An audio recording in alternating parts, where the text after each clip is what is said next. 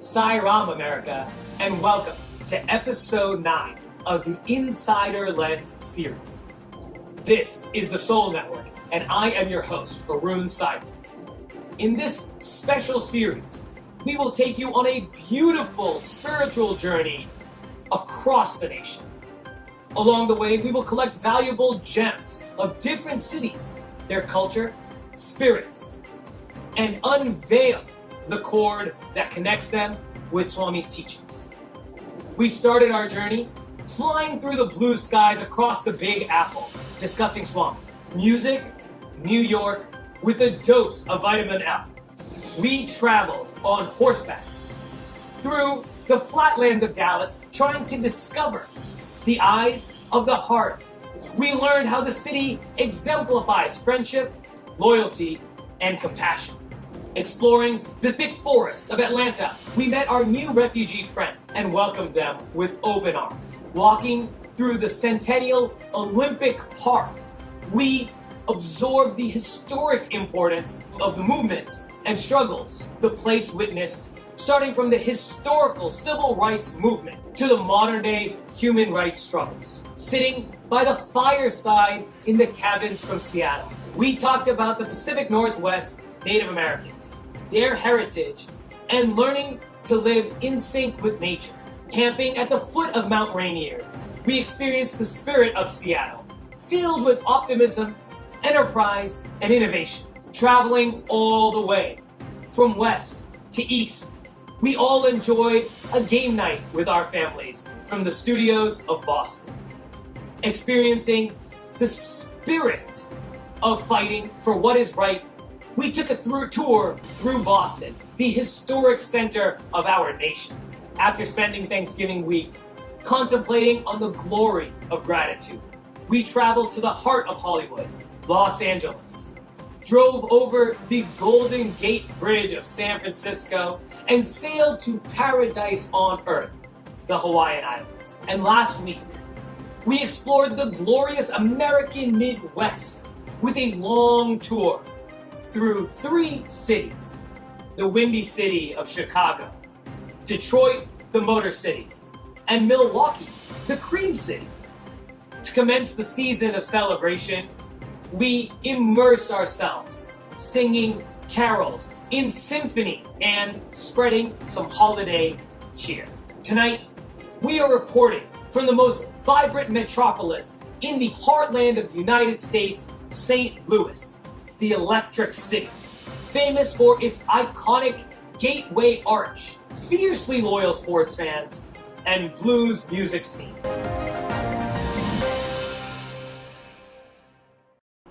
Here are tonight's top stories. First off, Wright Brothers Day is celebrated every year on December 17th in the United States. Secondly, Los Posadas celebrations began yesterday in Mexico and many parts of the United States. Thirdly, in our main segment titled Body as the Temple of God, we will spotlight 2 ways to incorporate a holistic lifestyle and healthy food for the senses. Finally, our on-site reporter, Cy Crane, will take us on a journey of St. Louis and the city's landmarks and events that tie our spiritual journey together. Our first top story of the night. December 17th is honored as Wright Brothers Day in the United States. It marks an important event in the U.S. history and in the advancement of aviation. Can you imagine not being able to fly around the world? What would transport look like without flights? Mankind has taken huge leaps in aviation over the past century, and Wilbur Wright and his brother Orville had a huge part in this development. From a young age, Wilbur was determined to figure out the problem of flight. In fact, many rich inventors were pouring money into solving this very problem at the time, and were getting nowhere. They were stuck on the ground, you might even say. But Wilbur had one idea they did not: the concept of wing warping. He observed birds and how they changed the angle of their wings to make the bodies roll left or right. Wilbur concluded that this would also be a great way for a flying machine to turn, just like a bird or a person riding a bicycle. Wilbur knew he was onto something and would not let anything stop him. He made the long train journey from Ohio to the remote location of Kitty Hawk, North Carolina, to test out his idea. His brother Orville later joined him to assist with testing flights. They had to bear excruciatingly cold weather and strong winds. The plane also broke down many times, and they had to painstakingly rebuild it. This shows how much determination and sacrifice it takes to achieve greatness. Finally, on December 17th at 10:35 a.m., the aircraft ran down the monorail track and into the air for 12 seconds and flew to 120 feet. It was a historic day for humanity and changed the world forever. Los Posadas is a Christian festival that is celebrated in Mexico and parts of the United States. It is a 9-day celebration starting on December 16th and ending on December 24th, the Christmas Eve. Los Posadas commemorates the journey that Mary and Joseph took to seek refuge. They traveled from Nazareth to Bethlehem to find a safe place to give birth to baby Jesus.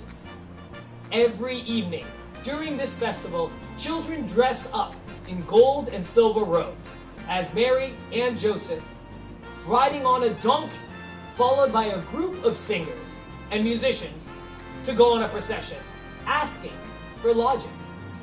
This procession is led by a child dressed as an angel.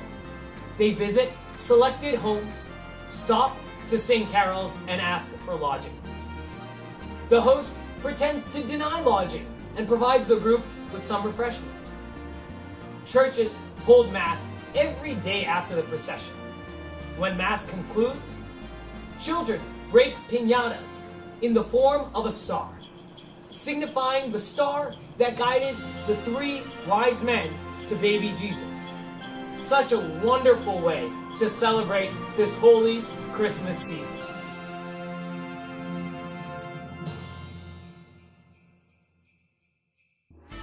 It is now time to recap our Connect Challenge results from last week. We had asked you to share the name of the one musical instrument you would be and why. Here are your responses. Thank you for putting on your hats of imagination and taking time to send us your responses.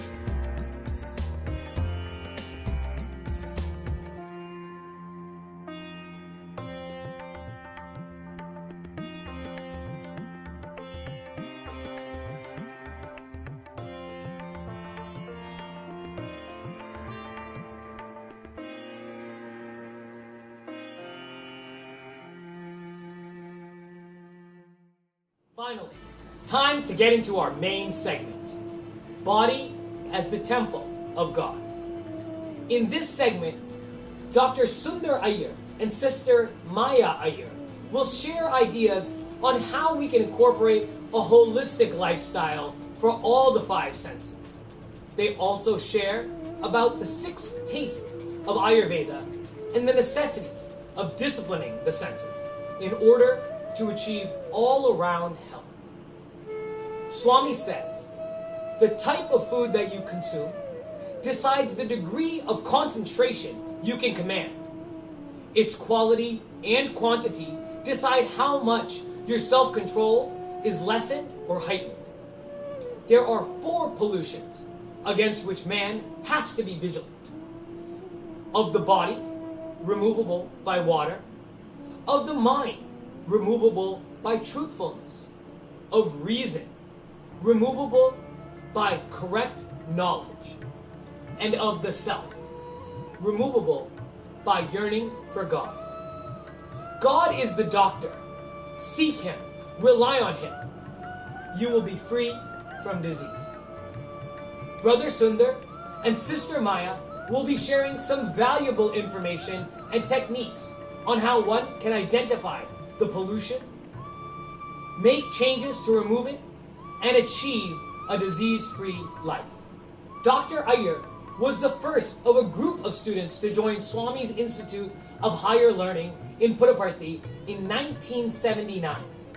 His passion was and is practicing and teaching yoga, and he was the only student to receive a gold medal for yoga from the divine hands during the first convocation of Sai University. He travels the country speaking at Sai retreats and conducting yoga weekend camps and workshops. Since the end of 2011, a few months after Swami attained Mahasamadhi, Dr. Sundar gave his job and dedicated his life completely to spreading Sanatana Dharma, Vedanta, and yoga.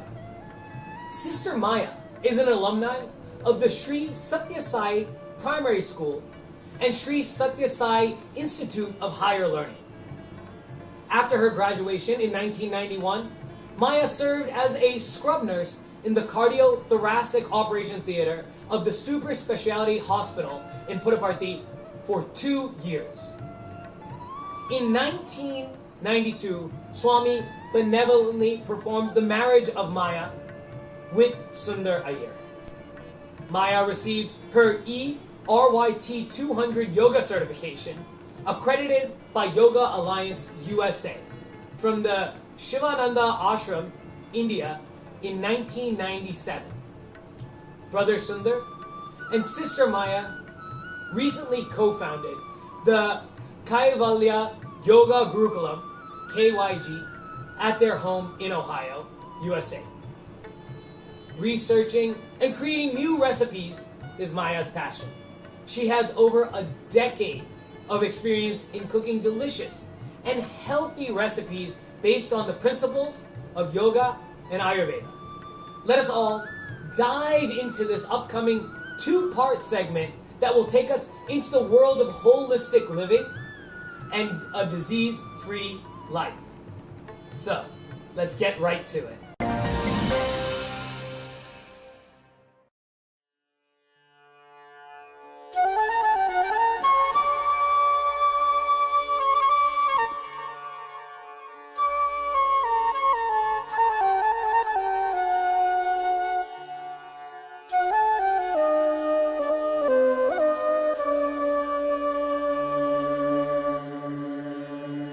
हरिर्दाता हरिर्भोक्ता हरिरन्नं प्रजापतिः हरिर्सर्वशरीरस्तु भुङ्क्ते भोज्यते हरिः.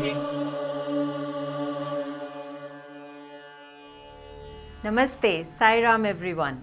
My name is Maya Iyer and I am an alumna of the Sri Satya Sai Institute of Higher Learning. Today, our topic of conversation is the body as a temple of God, with specific focus on food and health as a strong foundation for spiritual growth. So let me introduce to you my husband, Dr. Sundar Iyer. Wait, this is me, not this. Namaste, Sai Ram. Well, this is me. Just to clarify, in intact, flesh, blood, and all. So Maya, thank you for that very kind and very warm introduction. Today is an important conversation that should be part of every household. I think it's a topic everyone loves, right? Food. Yes, absolutely. And when one talks about food, what does one think of? What we eat, that goes from here straight to the stomach. Exactly. Right? So when we are hungry, our mouth is salivating and you want to go and eat. And so you go to the kitchen, dig out something, you eat, and it comes to the stomach and you say, okay, I've had my food. And is that it? Right? That's what our conversation is. So when we say food for spiritual growth, we are talking more than simply the food that we are going to eat through the mouth.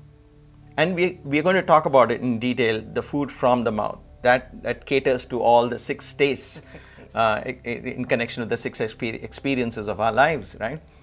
But is that all? So the food that we eat is what is sustaining us. So isn't that all? I mean, that's what is giving us this whole energy. Exactly. To live, right? That's what everyone thought.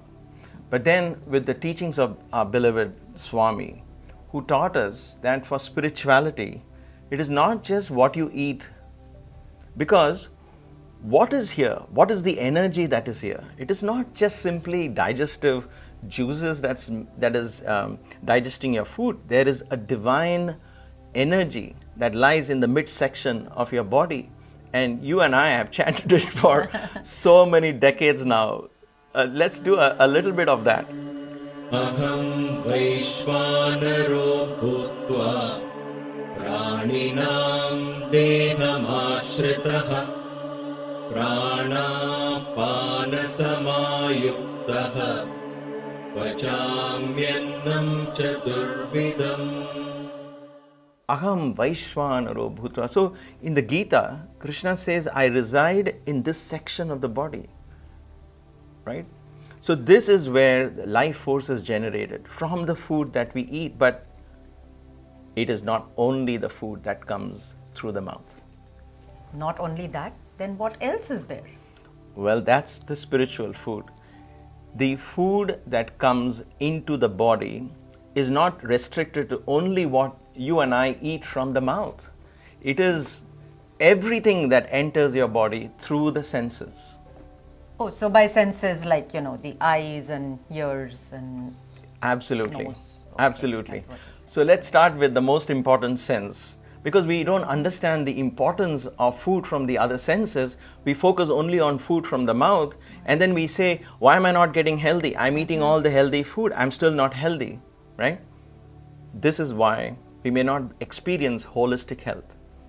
Food from the ears, that comes in from the ears, the sound that you entertain, that comes into your body, the sound that forms thoughts in your head is what secretes the hormones, right? So the sound that enters affects the quality of digestion of food. So I could eat the most sattvic food and yet I'm agitating my mind at the same time. So it is releasing poisonous chemicals, stressful chemicals that is getting mixed in the food that I eat. So what I listen to in general by itself is a very powerful food. And when I talk of sounds, we talk of mantras, the sacred Vedic mantras that has been chanted for thousands of years. These sacred syllables create sound patterns, neural pathways in the brain, and they enhance the spiritual consciousness. And with that is why we chant the prayer, because it enhances the spirit in us, elevates our mood, and with a prayerful offering, with a sense of gratitude, we begin to eat. So mantra chanting is a powerful food that you and I can provide as nutrition to our body. Brahmarpanam Brahmahavir Brahmagnau Brahmanahutam Brahmaiva tena gantavyam Brahma karma samadhinaha अहं वैश्वानरो भूत्वा प्राणिनां देहमाश्रितः प्राणापानसमायुक्तः पचाम्यन्नं चतुर्विधम्.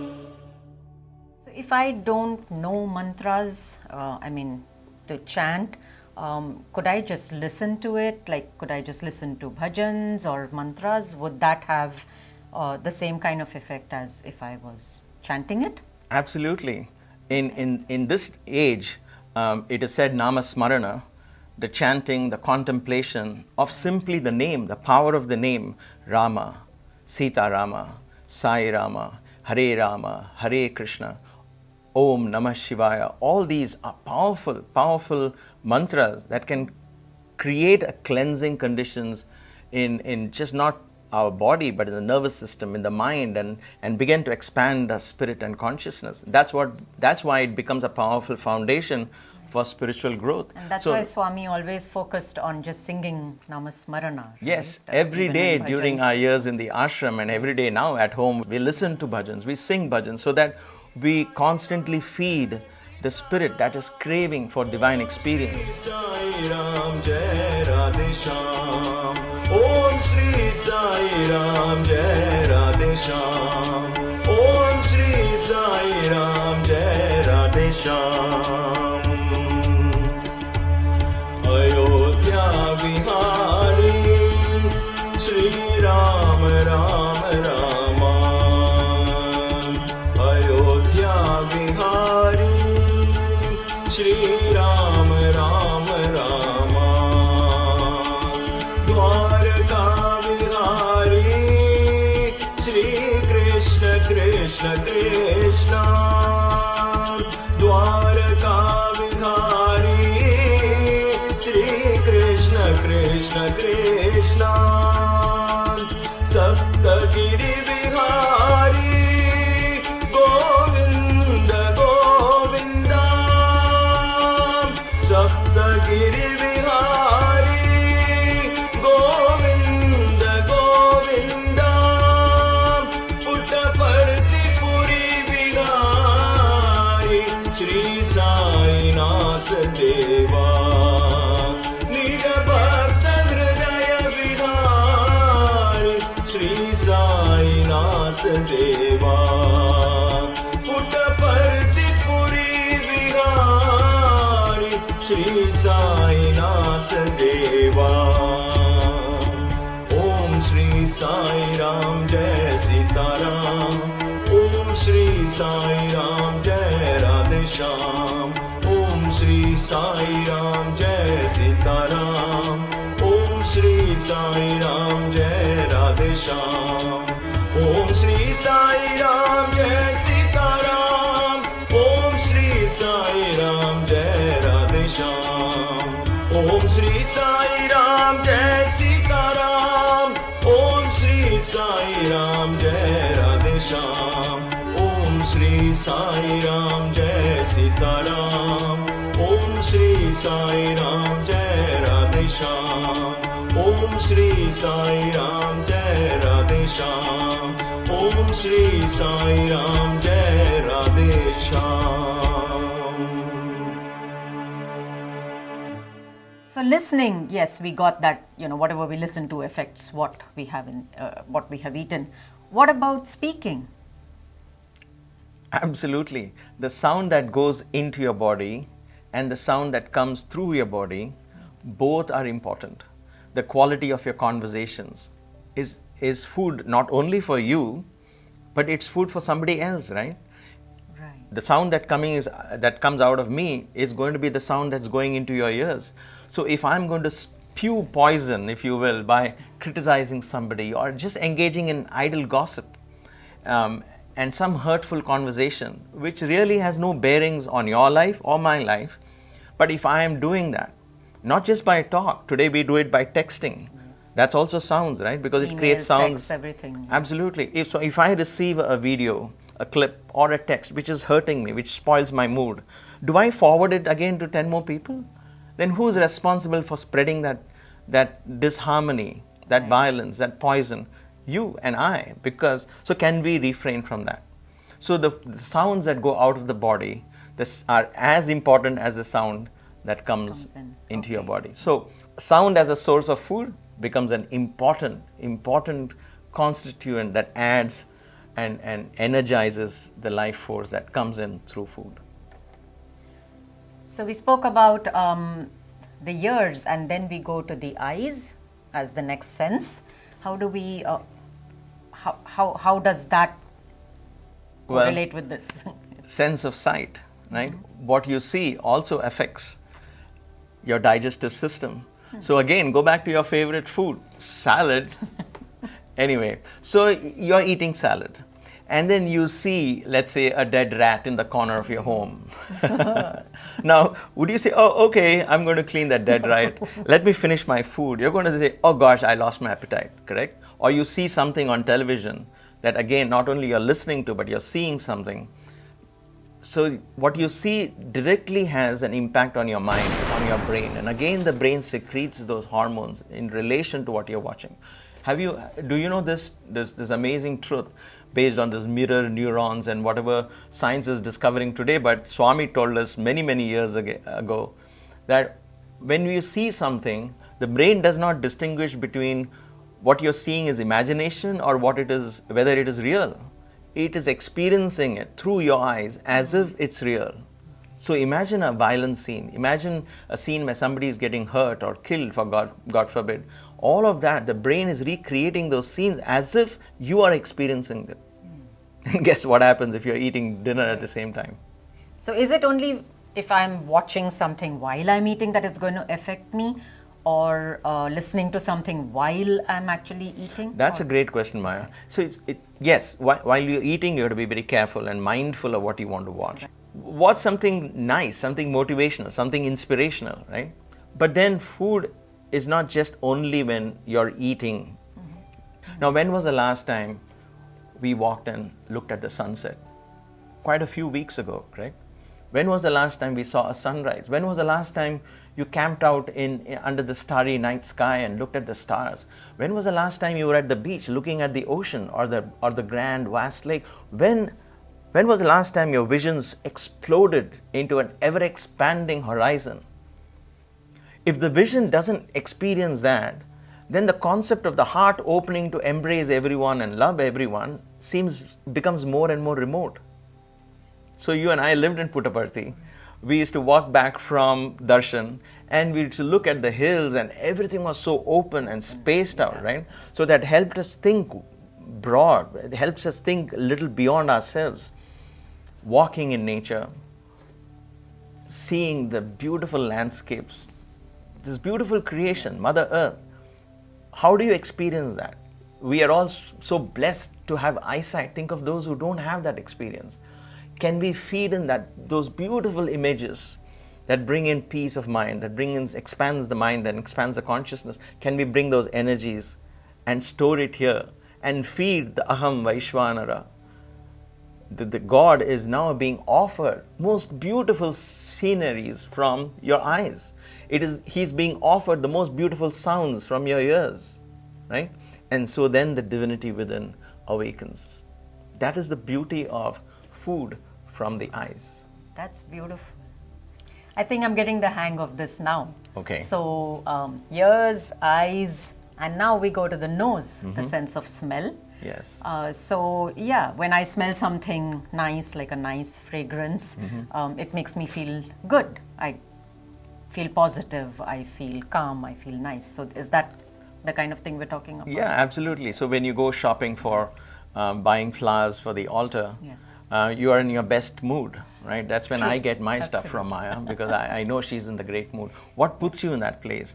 It's the fragrance of the roses, the fragrance of the flowers, right? In addition to colors that you Yes. see, you are now enjoying that fragrance. It's like a holistic experience.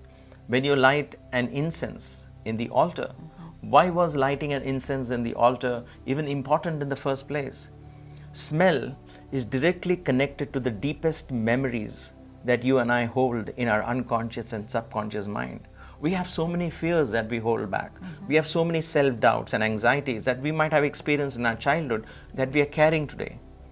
But lighting an incense and sitting in meditation, now I am listening to God's name, I am chanting God's name, but at the same time, I'm not only now seeing Him and lighting a lamp and so on, but now I'm also imbibing the fragrance. And that fragrance goes and dispels the deeply held fears and darknesses in the mind, because smell is connected to memories. So the rishis knew this. And in bhajan hall, when you and I used to enter in Puttaparthi in the bhajan hall, the fragrance was so divine that almost instantly you forget everything else and all you want to do is sit and look at the altar. And you're mesmerized by the beauty of the altar, right? So the sense of smell adds to the overall experience. And of course, the quality, and I'm not, of course you know this, we are not referring to smells that are generated by chemicals. We're looking at organic smells of nature, the smell of the good brown earth, the smell of rain, right? The smell of dried leaves, dried mango leaves, for example. These are all very powerful smells that are very healing, right? And therefore, sense of smell also becomes an important food for the body. So I guess we've covered all the senses, right? We did the ears, the eyes, the nose, the mouth with the food. What's left now? We have to talk about the mouth and the food, but there is one more important one, and that's the sense of touch, sparsha as it is called, the sense of touch. So what you I touch provides information to your brain, to your nervous system, right? The quality of touch is so very important. Think of a time when you were a child and you were afraid and your father came and put his arm around you. He didn't have to speak anything, did he? Right. No. Just that touch of a parent. Think of the time when your mother hugged you. So the sense of touch, a hug, an embrace, a squeeze in the arm, or simple handshake means a lot. The body language of the touch conveys tremendous energy that can impact positively or negatively.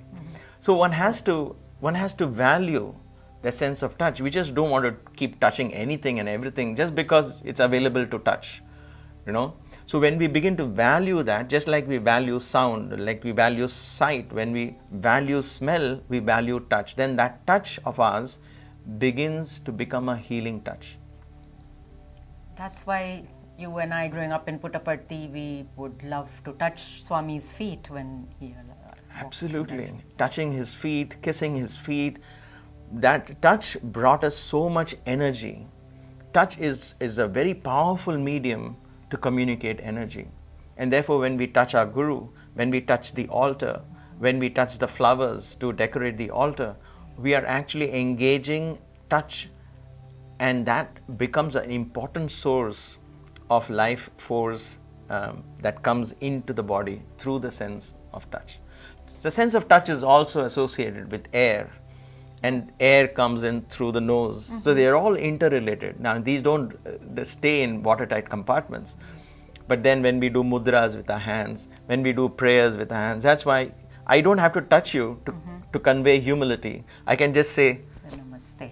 Namaste Maya, and you know that I am humble and I'm friendly, right? So the sense of touch, me touching myself like this, one hand touching the other, conveys that meaning. So hands and fingers are a very powerful medium for the sense of touch. And when we value that, we become instruments of love and peace.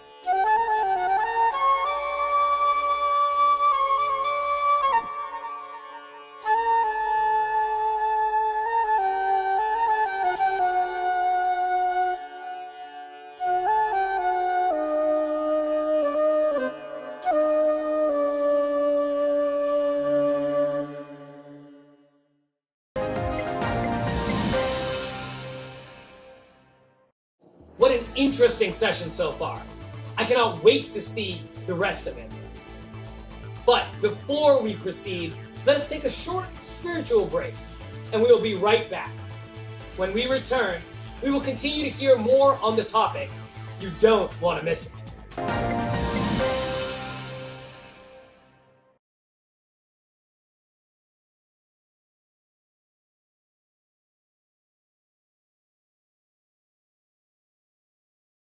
This ad is brought to you by SSSIO-USA. Dearest Swami, if I was with you physically in Prithvi, oh, how many things I imagine to tell you. But the good thing is that I know this letter will find your loving hands no matter what, because you have promised to make yourself available at all times and to all who cry out to you with a sincere heart. You have always said that if we need you, we deserve you. The level of sacrifice and dedication you have given to fulfill that promise is something that I cannot even fathom. That level of love that you nurture in each and every one of us is something that I hope to emulate to your creation one day. Until then, I will keep on trying step by step. All I ask for is your guidance and love in this long and arduous process of learning and growth. You and I know very well that through this journey of life, I have made so many mistakes. In fact, I seem to find new ways to make mistakes from situations that I thought I already learned from. But like a loving mother, you continue to forgive me each time and you guide me in new ways so that I can ultimately become a better version of myself and attain a deeper peace. Your selflessness and unconditional love is what drives me in life. I'm sincerely blessed to know of you and your Leelas in this lifetime, an opportunity that I know many pray for over countless lives. But isn't this all your play anyways? Who gets to approach you and in what paths they come to you is also your choice, is it not? The beauty of this game is that it's you who decides who gets to play what roles and how they play it by. You orchestrate all situations and you play it through us. It is so easy to get carried away with our roles in this game that we forget the divine reality, that there's only one doer, and that is you. In this, we are just your humble instruments. Here's a prayer from my heart to your heart, a prayer that you yourself had given to Professor Kasturi a long time ago. And it goes something like this. Hoping you'll guide me this day or the day after, I await your call from day to day, hoping you'll give darshan, but afraid you may not. I'm all alert hour to hour, hoping you'll come to me straight this very instant. I'm watching and praying ever anon, hoping you'll smile at me at last, though not at first. I'm longingly gazing with my thirsty eyes. I shall stand and stay in deep distress until my bliss does dawn. I am yours, your own, though exiled far. Dear Father mine, do heal your child. Thanking you for everything again, Swami, and sealing this letter with sincere love and faith from your beloved child, Mary. In this game of life, are you finding your connection to Swami wavering at times? Fear not, you have a way to connect to Swami. Introducing Sign Away Instantly Postal Services, otherwise known as SSSIO-USA. We are a quality-insured postal service that hand-delivers your personal offerings to Swami instantly, so that you can maintain your heart-to-heart connection with him at all times. So sign away your troubles by simply pouring anything and everything into your letter to Swami. Seal it with our exclusive stamp of faith of the divine within, and your letter will be hand-delivered by our helpers instantly to your indweller. Disclaimer: while the Postal Service is purely fictional, join us in dedicating our head, heart, and hand in his loving service and nourish our physical connection with him through letter writing. As Swami is our indweller, he will receive all sincere thoughts and feelings expressed in the letter. Let us take that one step towards Swami so that he can take the 100 steps towards us.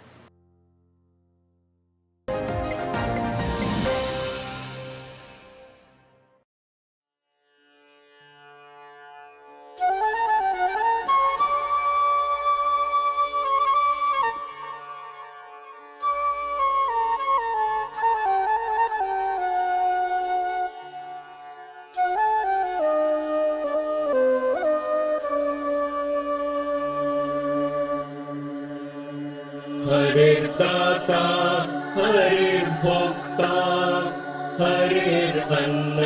प्रजापतिः हरिः सर्वशरीरस्तु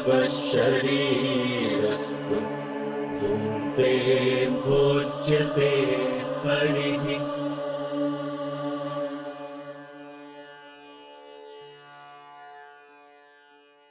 As per the teachings of Ayurveda, there are 6 flavors that render our meals complete and whole.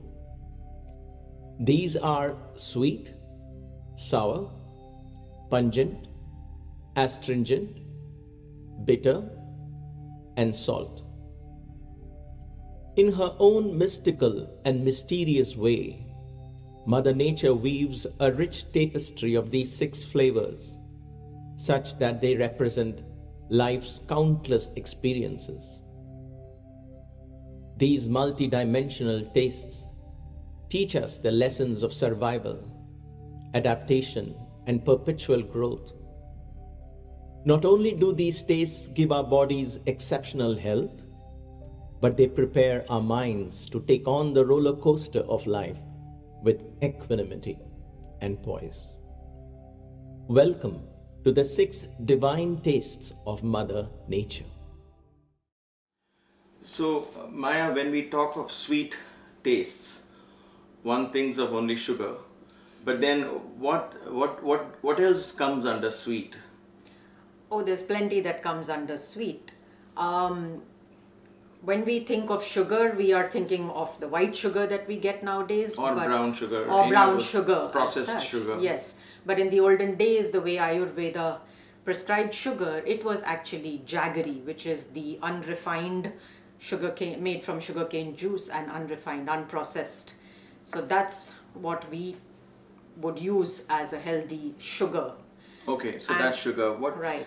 Does all these come under sugar? Yes, And- all these come under sugar. What are they? Things like rice that we never think of as sugar. White rice. Okay. Is increases this the sugar. processed, refined white rice that is normally available today? This is not. This one is called a hand pound rice. And the reason it's called that is because the husk is still kept a little intact. It's kind of semi-polished, unpolished. Okay. So there's fiber with the rice. Yeah, there's a lot of fiber. Okay, that is a better alternative than white. Much healthier. Refined white rice. Yes, much healthier alternative. All right. So is there any other alternatives to white rice, refined grains like white rice and wheat? What other alternatives do we have here? Right. So we have here what we call the wild rice, black wild rice, and this is technically not a rice. It's a seed of a grass, grown locally here in the US, and you get it in many other countries as well. Okay. That's one. For wheat alternatives, we have millet flour, we have almond meal, and we have chickpea flour. These are just some of the alternatives that can be used. So these are chickpeas and millets can be bought at home, and you can simply and you can just grind it, grind them, or you right. do also get the organic flours, right? Yeah, I know that you buy almonds and make these almond flour as well. Yes, I buy the raw organic almonds and just put it into the blender and make the almond meal. So it's really nice for pancakes and we cakes. also make almond milk Yes. at home. And what is this? And this is cauliflower. So the vegetable cauliflower, you just put it in the processor and grind it up like this, and it becomes cauliflower rice. So you just use that as a base. Excellent. What are these now? Okay, so these are, again, when we think of sugar, we have coconut. This is fresh coconut grated. These are dates and dried figs. Dried figs are dried also figs sweet. are also very sweet. So all these are sugars. And I guess to sum it up, most of the fruits come under the fruit category. We just have a sample of apples, but you have bananas, mangoes, all peaches, of that, peaches. Yes. All of the fruits generally, most of the fruits come under the sweet category. So all these are where we talk of the sweet taste, which correlate to the sweet experiences of life. Right. Yes. There are many sweet experiences in life that we gladly accept and gratefully acknowledge. For instance, the birth of a child in the family, or the joy of intimacy and companionship with our dear ones over the years, our graduation ceremony, or our wedding day, or the day we met someone who opened our eyes to life's greater possibilities. These experiences are treasured forever in our hearts and minds.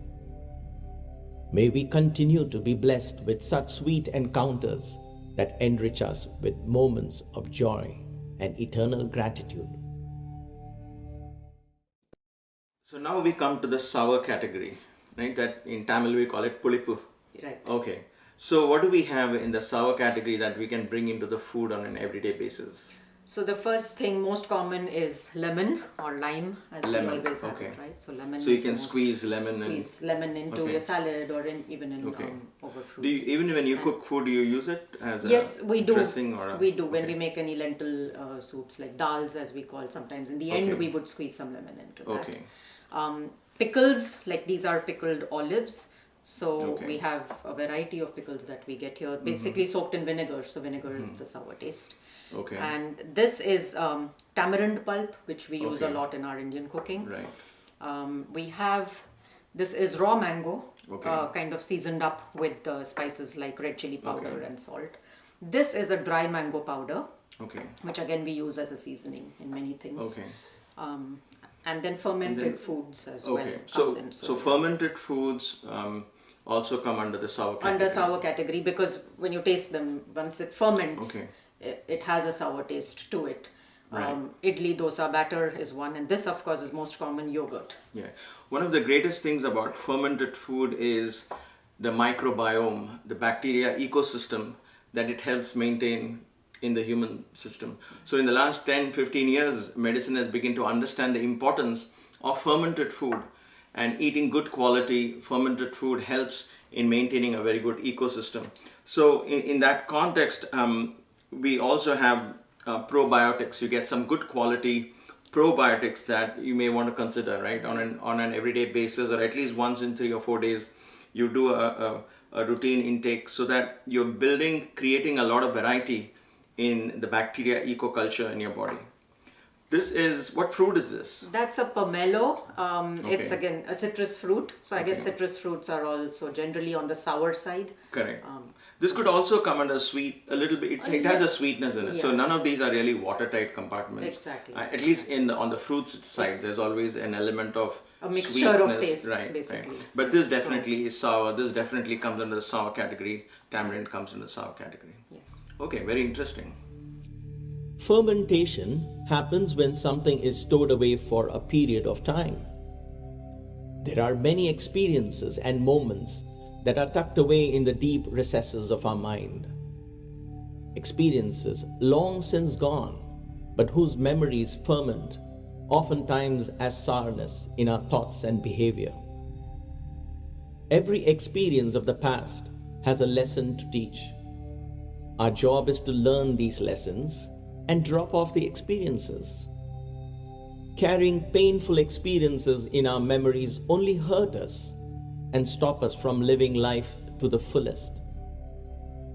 We are embodiments of never-ending joy, Ananda Swarupas. Let not the over-fermented memories of the past hold us back from experiencing that inner joy. Past is past, and the future is uncertain, so be in the present, says Sai Baba. And he adds, it is not ordinary present, it is omnipresent. So now we come to pungent taste. Yes. So what exactly is pungent taste? Is it a combination of spice or? Yeah, it's a very strong flavor, and it has a little, yes, it does have a kind of leaves a spicy taste in your mouth. Like Okay. So what are the examples here? Okay, so we have, when we talk about spices, we have turmeric, and then we have ground cumin powder. Cumin powder. Mhm. And this is red chili powder, dried Okay. red chili powder. Okay. We have fresh chilies, green chilies here. Green chilies, this can be eaten raw along with the Eaten raw, salads. yes. Okay. You could just chop it up, you can cook Okay. it, you can eat it raw. Garlic, of course, Yes. very pungent. And not so good raw, but Yeah. better cooked. Better cooked, yes. And onions, again, They have a Pungent. little spice in them Right. as well, right? Strong tasting. Right. And a lot of our herbs, they may not be very spicy, but they have strong flavors. So what is that So one? this one is cilantro. We have mint, parsley, and curry leaves. All these Okay. come under this category too. Okay, excellent. Now turmeric can come also under the bitter category, correct? Turmeric can be bitter too. Okay, Yes. so we'll make sure we remember to include that as well. So all of this comes under the pungent taste, Pungent which taste. forms an important spice ingredient in the cooking. Yes. Okay. Yeah, it's very good for digestion. So. Okay, excellent. The pungent flavor is strong, and only the strong in body and mind will welcome this taste. Life opens many avenues for us to be instruments in bringing about change. Change in ourselves for the better, and change in our society. The pungent taste awakens the powerful leader in us and brings about changes through compelling mental and spiritual awakenings. We eat pungent food with caution and respect, just as we receive powerful awakenings and changes in our lives. When done so, it renders us strong, undeterred, and confident. So now we have astringent taste. So what categories of food come under astringent?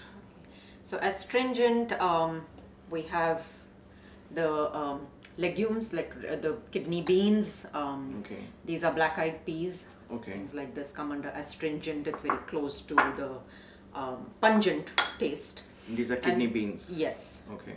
These have to be cooked and had. Right. In fruits, we have pomegranate. Apple comes under astringent as well. As well, Yes. in addition to sweet. In addition That's to why sweet. we said So it's fruits have a mix. mix of taste, Mix which is of very taste, good, right? yes. What are these? Avocados are astringent Okay. taste, and then green beans, carrots, cauliflowers, Okay. and we have cilantro, which again comes, like we had it in pungent. It also comes into astringent taste. Okay. Okay. And so a lot of raw vegetables come under the astringent Astringent, yes. category. And incidentally, this is extremely good fat as well for the brain. It's called Very the brain good food. Yes. And what is this? You have And milk? Milk comes under the astringent category Okay. as well. Okay. So And it's good to have organic protein. whole milk, And it's good protein as well. good protein. Okay. Yes. So all of these come under the astringent. So astringent and pungent categories are pretty close to Pretty each other. close to each other, very strong tastes. Okay. So, All right. Almost everyone has one or more experiences in life that they would call cleansing. Like astringent food cleanses the body, life gives us many opportunities to achieve that inner cleansing, not just of the body, but the inner cleansing of the mind's preconditioned ideas and limiting belief systems. The words and teachings of a divine master, wisdom from the scriptures, life and teachings of avatars and saints call us to experience the joy of unconditional acceptance, inner cleansing, and opening the doors of our minds to the eternal journey of learning and growth. Okay, so now we come to a category which people don't want to hear about, and that's bitter. bitter, yeah. Okay, what do we have in the bitter category? Okay. So all our leafy greens Okay. are considered bitter. Right, with the spinach, RP. kale. Spinach, kale, Arugula. lettuces, arugula, Okay, even vegetables like broccoli and things. okay, okay. And then And I just love them raw. yes, I must this have been baby a, spinach. It's just I must have been a rabbit. I see you have a fruit also here. that's the pomelo, which Uh-huh. we had it in the sour category. It also comes into bitter. It does have that little bitter taste. So I think most of the citrus fruits would go into Could that go as there, well. some of them. And grapefruit is one example. Grapefruit, There is yes. leaves a bitter taste, a little bit Right. of bitter taste in your mouth. Okay. And I see And you have lemon as Lemon well. again comes into sour and bitter. Okay. It goes both ways. So the rind especially. Yeah, the it grape makes it sense would because be when you bitter. squeeze the lemon too much, it does leave a bitter It taste. leaves a bitter Okay. taste. Yes. All right. And what are And these? these are some of our spices. So this one is again cumin powder, roasted cumin powder. Okay. We had it in the pungent. Okay. It does have a slight bittery taste. Okay. This is fenugreek seeds. Okay. Okay. Very healthy, used a lot in Indian cooking, and Okay. turmeric, of course, Okay. again has a bitter taste. Okay. This one is cacao nibs. Cacao. Yes. We discovered cacao in Trinidad. It's a country that gives really good quality Grows cacao. there, yeah. Cacao is where dark chocolate comes from, right? Yes. Dark chocolate sounds good, but this has no sugar. This is 100% bitter cacao. It's really, really bitter. Absolutely. Okay. And finally, And coffee. Yes. Of course, we all know it's bitter, right? Right. Unless you add the sugar into it. So this is just regular organic coffee powder. You know, it's always good to have organic coffee powder. Always. Again, India, Brazil, all these places are known for good coffee. Growing their coffee, yes. Right. So that's bitter. Bitter. Okay. Some of life's greatest challenges are presented to us in the form of bitter experiences. Everyone, without exception, goes through bitter experiences time and again. How does one endure a life-threatening illness? How does one go through the pain of losing a near and dear one? How does one plow through the hard times when one suddenly loses everything one worked for? Just like eating bitter food, the answers to these questions are neither simple nor easy. The only way out is to build mental fortitude, spiritual strength, a sense of unconditional surrender, and indomitable faith in divine orchestration.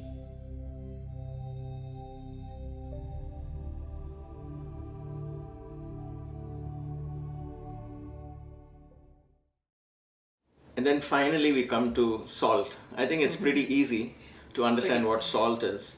There isn't any specific salty food as such, correct? No, other than processed foods, which Yeah, I guess some kind of sea algae and those kind of things. Some of those We are. haven't eaten them, so we don't know much don't know about much them. But they can come under the salty variety. But what is it that we have here? So this one is the pink Himalayan salt. Pink Himalayan salt, Right. not the iodized kind of processed salt that you No. get. We don't want that. We don't. Okay. This is like rock salt, pink Rock Himalayan salt. Okay. So which is and natural. This is, Okay. And this one is called black salt. It's not black in color, but Okay. we use this a lot in some of the Indian cooking because it again has a lot of antioxidants and good Okay. minerals. Black salt is something you can sprinkle on fruit salads and things like that, just to Yes. bring some taste. Yes. Okay. And if Okay. you know chaat masala like we have it in India, that one of the key ingredients is the black salt. Okay. So that's salt. I think it's pretty straightforward. Salt excites us, helps us discover our passion. It helps us to see life as an adventure. There is always a part of us, a child in us, that constantly wishes to explore life, explore the many wonderful things that life has to offer. The idea of trekking in the mountains excites some, while skydiving may be on someone else's bucket list. Deep sea diving is yet another adventurous exploration, as is scaling high mountains. Just like salt, these life experiences enrich our personalities. The greatest adventure, however, is the inner exploration and the journeys into the multidimensional spirit that lies within. And thus we have the 6 heavenly flavors that not only nourish our bodies, but also empower our minds and enrich our spirits. May the divine energy of Sai bless our senses, our bodies, our minds, and our spirit.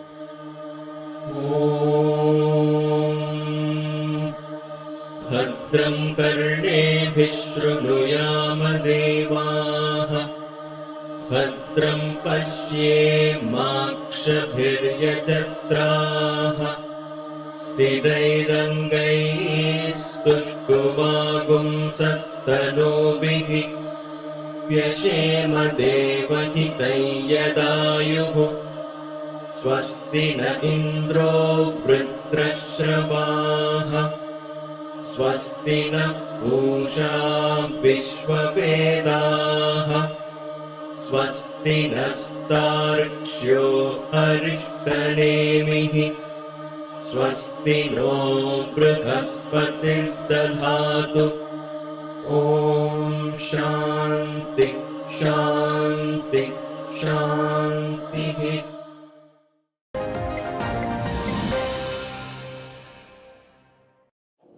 Sairam, what an inspiring session. We are truly grateful to Dr. Sundar Iyer and Sister Maya Iyer for sharing such valuable lessons and techniques on the topic that needs so much attention today, our health, and for showing that our well-being is in our control. And now, it's the time for this week's Connect Challenge. Being the final Connect Challenge of the series, we would like to ask you to share that one aspect or segment of the InSaider lens that you felt most connected.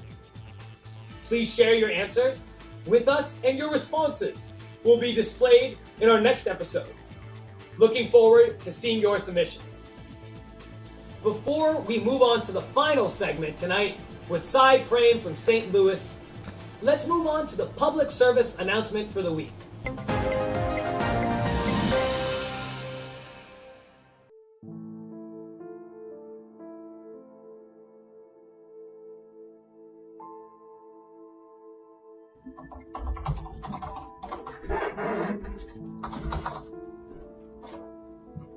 Hey Sam, good morning. How are you? Hey, hi Rob. I'm doing good. Okay. I just want to get an update on the project dynamic. As we discussed, we are send the first version tomorrow, but we can get an early feedback from the customers. I hope it's ready now.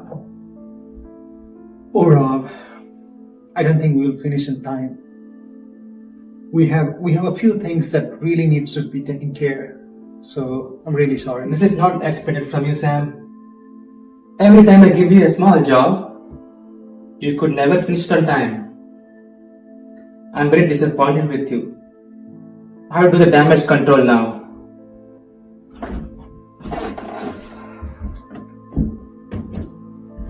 Oh God, why me? Why only me? I try to do my best, but I don't know, he doesn't see that. Okay, I need to take a break.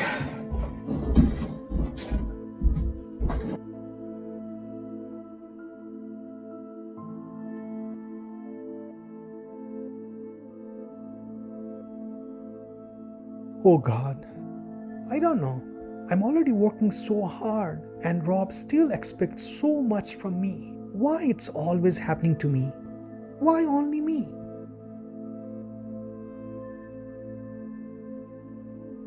Okay, look like I got an email from him. Wow, finally Rob is happy with my work. Okay, very good. Now I can go for a peaceful lunch.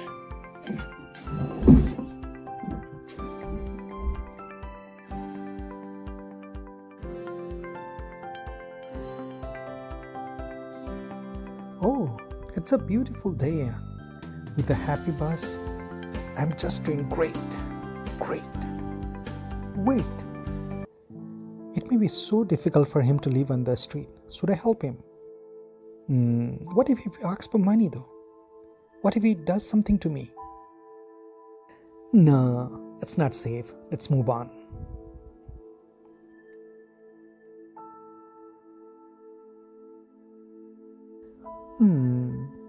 Maybe I should have talked to that person. With so many people around, it was a pretty safe place. Safety is not an issue. Money is not an issue either. If you have asked for it, I could just have denied it.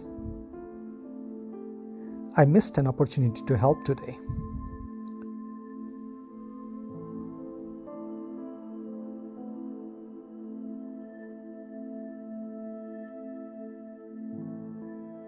Hey brother, how can I help you? Sir, it's been several days since I had something to eat. I'm hungry, sir. Can you please help me? Sure. Let me try to find something for you, okay? I'll be right back. Thank you, sir. Sure.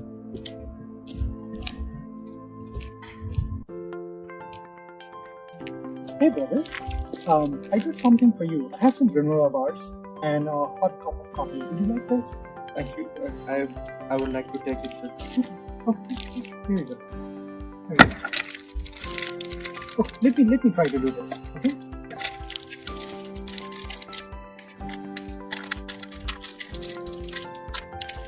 Okay. Thank you, sir. I thought this would be hard and terrifying, but it turned out to be so simple. I am glad the granola bars came in handy. Thank you, sir. Sure. You need May some God more? bless you. Okay, take this for yourself. Thank you, sir.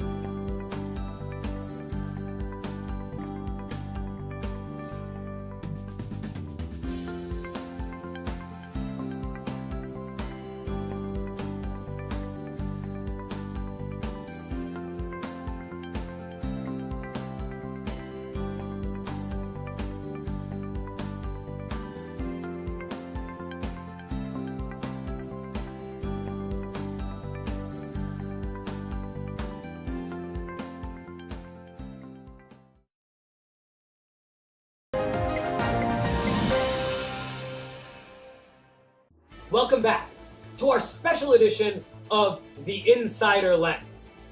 We'll now go to our on-site reporter, Cy Prane, from St. Louis, Missouri, to take a look at the city and its significance. Thank you, Arun.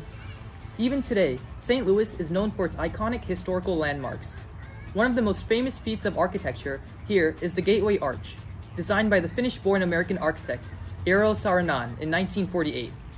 It is said that the strong, elegant shape of the arch represents a door to the western part of the country discovered in part by Lewis and Clark's expedition, which started just 18 miles from the great city. The arch not only symbolizes exploration, but also a sense of community and togetherness for the largest metropolitan city in Missouri. St. Louis is the second largest city in Missouri, sitting near the western bank of the confluence between the Mississippi and Missouri rivers. Despite being situated in the heart of the Midwest, St. Louis is no flyover city. The diverse city is a font of culture where volunteerism is the norm rather than the anomaly. The saying, "There's more than meets the arch," is so true when it comes to this city. St. Louis is also home to the St. Louis Zoo and the Missouri Botanical Garden, which is the second largest herbarium in North America. The garden's 79 acres of splendid horticultural displays include a vibrant tropical rainforest that thrives inside the Climatron Conservatory. Fun fact, at the 1904 St. Louis World's Fair, the ice cream cone was invented when an ice cream vendor ran out of cups and asked a waffle vendor to help with rolled up waffles.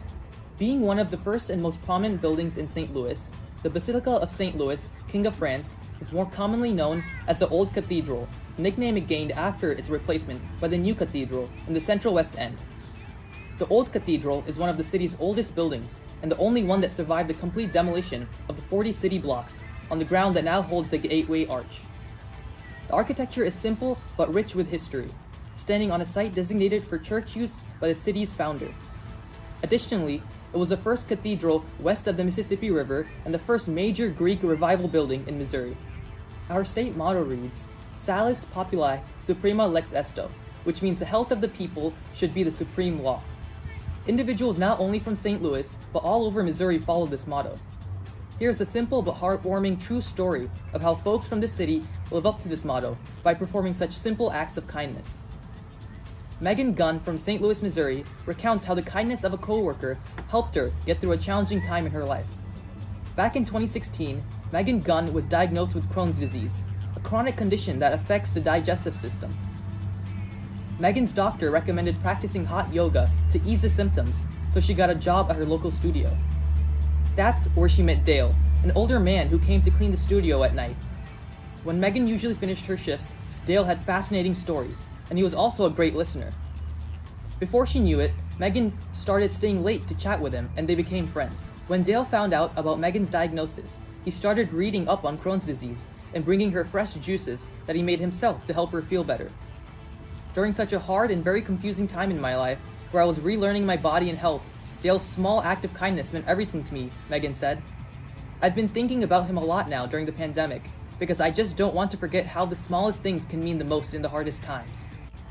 Similar to Dale, organizations such as Empower Missouri and MoneyFit assist the less fortunate and advocate that all people in Missouri should have true access to quality healthcare, decent housing, adequate nutrition, and appropriate education. Formed over 30 years ago, the Psi Center of Greater St. Louis is one of these organizations. Volunteers from all across the region aid in various service projects to better unite the community.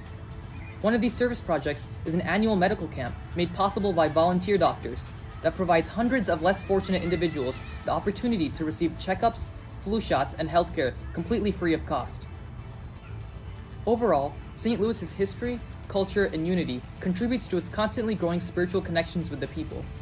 Alongside service-minded people, St. Louis is a population dedicated to the welfare, good, salvation, and felicity of mankind. I hope you all enjoyed a peek at what makes St. Louis truly remarkable. Back to you, Arun. Thank you, Sai Prem, and thank you to all of our viewers for joining us this week on the episode of InSaider Lens that carried us through this incredible journey through St. Louis.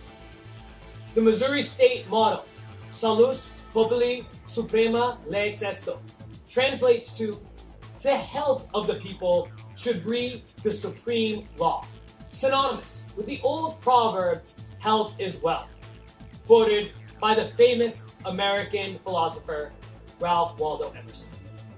To ensure perfect health, our dear Swami says it is essential to get rid of the internal impurities and take in only wholesome food for both the body and the mind. He also explains further that preserving mental health, the ills affected by the mind have to be rid by eliminating bad thoughts while simultaneously purifying the mind. Swami explains the reason behind why we need to do this by saying, if you throw a stone in a well, it will give rise to waves. How far will the waves go? They will spread in the entire well and go up to its edges. Similarly, when you drop a good or bad thought in the lake of your mind, its effect will spread to your entire body. Thus, a small disturbance in the mind causes a large ripple effect in the body. The mind, a powerful tool, however, can also be a difficult one to master. The mind perceives the external world through the 5 doors, the senses.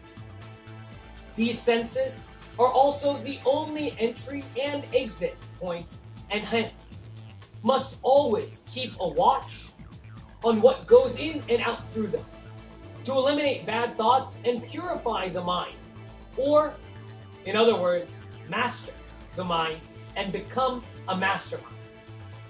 As Swami says, it is extremely essential to know how to feed the mind.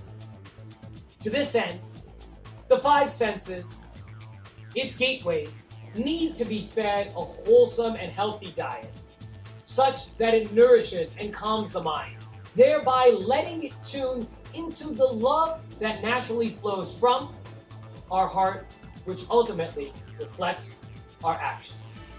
After watching this thought-provoking main segment on the body as the temple of God, let us all make 2 pledges. 1, to consume a truly wholesome diet through our 5 senses. And 2, to connect the love-filled tank, our heart, to the taps, the senses, through a happy mind, and spread love and cheer this festive season. By following through on these two pledges, we truly live up to the motto of beautiful Missouri, of leading and spreading the ideal of healthy living in every sense of the term. We hope all of you enjoyed taking this trip through St. Louis, Missouri with us today. We will see you next time on the InSaider Lens. Don't forget to tune in on Friday evenings at 6 p.m. Pacific, 8 p.m. Central, and 9 p.m. Eastern. This is Soul Network signing off. Until next week, stay safe, stay healthy, stay well, and Sai Ra.